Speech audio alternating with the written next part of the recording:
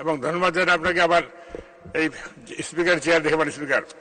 আমার প্রশ্ন মাননীয় মন্ত্রীর কাছে, আমার ঠাকুরগাঁ 3 পীরগঞ্জ রানীশঙ্কর নির্বাচনী এলাকায়, রানীশঙ্কর একটি উপজেলা মানুষ স্পিকার, অবহেলিত এলাকা, এখানে এমন 2টি ইউনিয়ন আছে যে ইউনিয়নের ইউনিয়ন পরিষদের রাস্তাগুলো পাকা হয়নি মানে স্পিকার।